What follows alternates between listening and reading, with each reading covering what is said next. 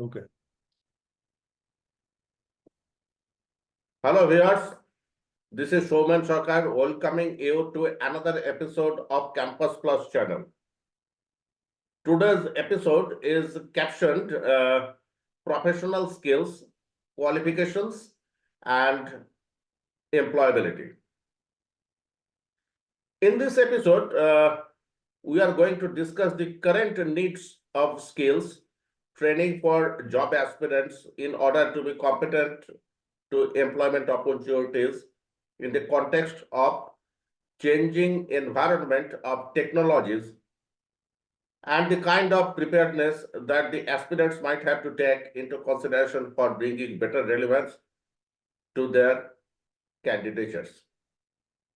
Today, our guest is Dr. Sukumar Roy, presently working as an independent research consultant in the fields of industrial nanotechnology. He worked in various prestigious institutes, university, and also research organizations. He did his PhD in inorganic chemistry, from the prestigious Indian Association for Cultivation of Science, and further worked at Central Glass Ceramic Research Institute for a brief period. We'll see his a small resume of his academic and professional career just after this. And given his background and experience, Dr. Roy will add value to the prospective candidates' preparation. Welcome, Dr. Roy. Yeah, thank you. First of all, let me thank Mr. Showman Sarkar for inviting me to express my views in a dynamic topic like this, that is relationship between academic degrees and employability in this channel of Campus Plus. See, please. Yeah, please, Mr. Sarkar. Yeah. Please let us now have a look at your academic and professional career so that the listeners may be inspired to follow your words.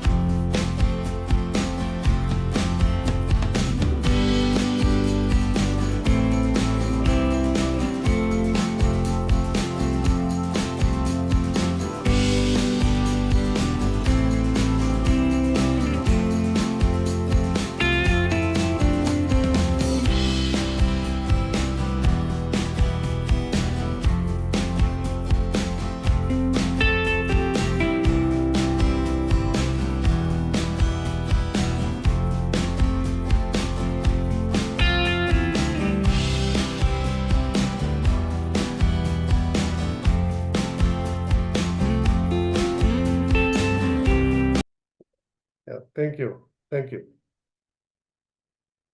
Now, in the dynamic landscape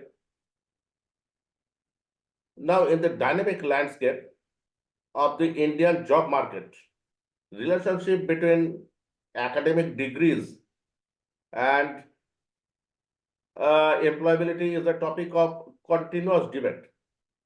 As the country undergoes rapid economic and technological transformations, the demand for a skilled and adaptable workforce has never been higher. How do you see this scenario? Yeah. So basically, if you see in my previous organization, Bharat Heavy Electricals Limited, BHEL, we used to have research collaborations with various premier institutions and organizations in the country, under which we used to have, various research students. We used to hire various research students to work for their project work at our institute towards their, graduation and mainly post-graduation, and sometimes PhD, degrees as well. So over the years, we have trained hundreds of students, and they were, they very much well prepared to face all challenges from time to time. And I therefore have some experience and knowledge in this particular domain. And I am pleased to share my personal experience, what I have observed during these academic interactions, and my personal views on that as well. So, It is, yeah. I am sure their students will be very much benefiting from your advices and also your experiences that you will be going to narrate. Now, just to tell me, what is the current needs for skill development for employment opportunities? Skill development, not only degrees, but skill development. Yeah, you please see, left to the industries, in fact, for the sake of any industries you can take. So they would prefer, to take like ready to use, kind of candidates. But Ready to use. That is a note that, nice term. yeah. That is a nice term. So, yeah, so basically this, but please note that all the employers, they value definitely the skills, human skills like, communications, and then problem solving ability, and very much, so much on adaptability, and in fact the teamwork. And if they get some leadership qualities who can take certain initiative in different areas, they will definitely. Can I request you to elaborate what is this called problem solving capacity or adaptability? Yeah. So basically, how it comes, with the problem solving, ability and adaptability is basically when the students have, hands-on experience and, their practical experience. So they know what are the, issues that a process or a, product that can, face. And accordingly, they can understand, the specific problems into a process when they are actually pushed into. So what happens, as you had mentioned, that all these things are happening because of the fast changing environment of the technology. So today for a particular function, that the kind of the roles it is required, it is defined. And down the line, what happens as the technology changes, and then your process equipment and everything, it changes. And then what happens? Then you will have a new set of parameters. And these candidates, only when they are, exposed, they were previously exposed with this kind of, adaptive environments and situations, they can handle it better. So all these things are happening under this kind of contemporary times Actually, only how do because you of. see? Actually, how do you see that this kind of whatever saying this adaptability or problem solving capacity are this actually are this taught in the universities, or it is something that they get during the hands-on experiences? No, see, please understand the skills. I would like to differentiate into two categories. One is, that the kind of general categories like, non R&D kind of thing. And other one is, R&D, categories. Now, these skills in general skills are like, it is just the personal management skills. That is how to motivate the self under any circumstances, and which are further associated with, the human qualities like, your resilience and, your, kind of reliability. Again, the reliability of the person, it is linked with again with their, the discipline nature and the sincerity of the person. So this basically these are all personal management skill. And so basically these students, they need to awake themselves. They need to aware This that, is what are again, the, this is again another new term that yes, students may learn from you, that it is called personal management. And this yes, yes, personal management is never taught. It comes from within. Actually, how the student is made up, that entirely depends on him, not in any curriculum. Is that exactly. right? And in fact, within this personal management scheme, communication is another very important skill. Because this, at the end of the day, I have seen that many students, they are technically very well, but they lack a lot of communications that would have come because of their background, and their kind of, it could have linked with their upbringing, How and the so students many can be other issues fine-tuned, as well. how the students can be fine-tuned for this? How the students can be fine-tuned for this? This I would say, as a communication. trainer, or as a research supervisor, what I myself used to follow, the first day, the fear should go. The students, they should feel, first day they should feel comfortable, and you have to give them some kind of dream that they are in a place. If they really put hard work, then they will be rewarded. In the sense, I have seen that most of the students, they like actually a hard, a tough boss, but provided they get something in return. So basically, what happens is, on the first day when you give, if you create an atmosphere, that you define the problem, and you set some kind of research goal with the student, and then it comes in the next sessions. It comes to some kind of brainstorming, sessions, to gather more informations, or to find some alternative ways and alternative means how to address that. And by then Okay, they realize, yes, they quite get a lot of, quite interesting. Then now, yeah. excuse me. Now, then I will like to know that as you are so much well experienced in different industries at top level, what the recruiters look for in the candidates when the candidates do not have any experience? Okay, yeah, that is a different aspects altogether. See, normally what it used to happen, as I said, that you don't get many times at the entry level, so qualified, so very well experienced and well skilled people. So most of the industries I have been observing, what do they do? They take little bit of lower level, and then they put required training, which it was otherwise it used to mean with the blue collar jobs. Do you Nowadays, think even for the white collar are these jobs called the also. intern? Are these called interns? Internies? Yeah, I mean, for the graduates, it is the internship, and for the postgraduates, it is a full-fledged thesis. Okay, For the okay, okay. graduates, it is 3 to 6 months in different semesters, and the same project they have taken, it can continue even in the latter part of the semesters. And And for both postgraduate, categories work together. And both categories work together. yes, of course, because what happens, see, as an industry, we have several components, for developing a technology, because we don't explore so much of basic science. But then, when you are venturing with new technologies, there is a research component.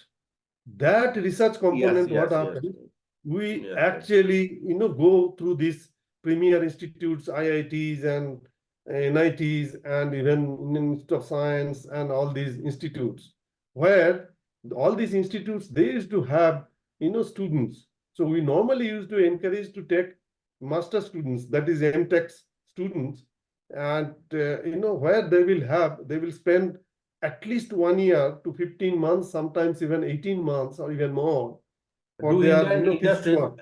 Because actually, sorry to interrupt, yeah, do the Indian industries offer so much of scope to newbies? Do they get any kind of this opportunities? Or it is I only mean, for the specialized students, especially meritorious students? exactly. Actually, So that is also another thing, because what happens, all the industries, what I know is they will have that research setup. And some research setups are pretty active. And fortunately, from our previous company, Bharat Heavy Electricals, we had a very strong and very well established, very core research group where we never had any issues with the undertaking students and guiding them. And it is a kind of win-win situation. The student. In nutshell, can you describe that how the BHEL well offered such scope to new students or new recruits? Yeah, the students, they come with a very defined, objectives. One is, as I said, the graduate is graduate internships, and where, they work, and actually we give some exploratory job, which are totally linked with, science, not with any established things, so that they can learn and they can also develop some new skills, and they could be suitable in finding their jobs. But for MTechs, for master students, and even for PhDs, the subject is entirely different. Because as I said, MTechs, they work for minimum, 15 months to 18 months. And as per the university curriculum, they have to submit a full-fledged thesis, and after that, the examination, viva examination, and regular. And actually, all the MTechs need to do with the unknown things only. So So this comes, basically, this brings us to the another important chapter of our conversation, that is called the choices of additional degrees and skill that the students face after pursuing the after completing their general education. Actually, what are the how they should choose their additional degrees or skills? see, so far, the general category, I would say non-R&D category is concerned, that additional degrees has a very low impact.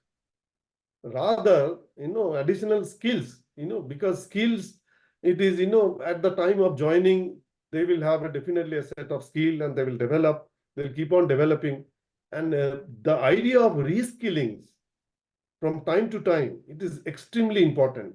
So rather than having an additional degree, the skill development, and while working, they themselves will be realizing that they are getting irrelevant, because they are getting irrelevant, and that sense it will come, and they will realize, if they are very much aware about what is happening in the domain and what is happening around the world, they will know it actually. And that is the time to reskill, go with the reskill.